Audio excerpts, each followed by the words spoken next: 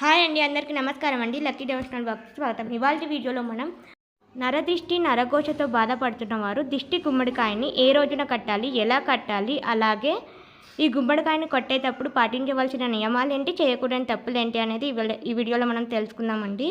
ముందుగా అయితే ఈ విధంగా బూడిద గుమ్మడికాయ అని షాప్లలో అమ్ముతారండి, అది తెచ్చుకోవాలన్నమాట. మార్కెట్లో మీకు అమ్ముతారు, అది తెచ్చుకోండి. అలాగే ఈ గుమ్మడికాయని పూర్తిగా కడగకూడదండి, అలా కడిగితే దానికి ఉన్న పవర్ అంతా వెళ్ళిపోతుంది.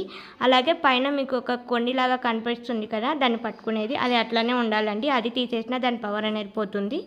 ఈ విధంగా తీసుకున్న తర్వాత దీనికి పసుపు అనేది పూసి 5 కానీ 3 కానీ 11 కానీ 9 కానీ కుంకుమ పసుపు బొట్లు అనేవి పెట్టుకోవాలండి. అలాగే ఈ గుమ్మడికాయ అనేది సాక్షాత్తు కాలభైరవుని స్వరూపం.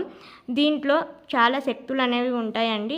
ఈ శక్తులు అనేవి మనకి ఇంటి గుమ్మానికి గుమ్మడికాయ కట్టుకున్నప్పుడు ఏమవుతుందంటే, బయట నుంచి నరులు మన ఇంటి పైన దృష్టి పెడుతుంటారు కదండి, ఆ దృష్టి కానీ మనకి తగలకుండా ఈ గుమ్మడికాయ అనేది పీల్చేసుకుంటుందండి. మనకి దిష్టి ఉందనే ఎలా తెలుస్తుందంటే, ఇంట్లో ఎప్పుడు చికాకులు, గొడవలు, ఆర్థిక సమస్యలు, అనారోగ్య సమస్యలు ఇలా ఉంటాయండి.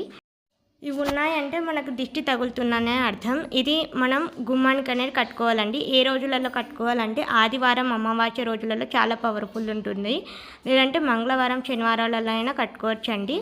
అయితే ఈ గుమ్మడికాయని ఈ విధంగా బొట్లు పెట్టిన తర్వాత ధూపం అనేది ఇచ్చేసి ఒక ఉట్టి తీసుకొని ఆ ఉట్టి కట్టాలండి. మీకు నరదృష్టి నరఘోష ఎక్కువ ఉన్నట్లయితే ఆ గుమ్మడికాయ కుళ్ళిపోతుంది, కుళ్ళిపోయి నీరు కారుతుందండి.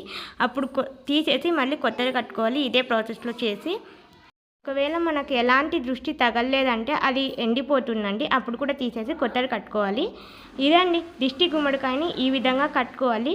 ఖచ్చితంగా ప్రతి ఒక్కరు ఈ దిష్టి గుమ్మడికాయని గుమ్మానికి కట్టుకోండి, అప్పుడే మనకి బయట నుంచి నరుల దృష్టి అనేది తగలకుండా ఉంటుంది. ఇదండి ఇవాళ వీడియో. ఈ వీడియో కనుక మీకు నచ్చినట్లయితే ప్లీజ్ లైక్ చేయండి, షేర్ చేయండి, అలాగే మన ఛానల్ సబ్స్క్రైబ్ చేసుకోండి. ఉంటానండి, మరొక మంచి వీడియోతో మళ్ళీ కలుద్దాం.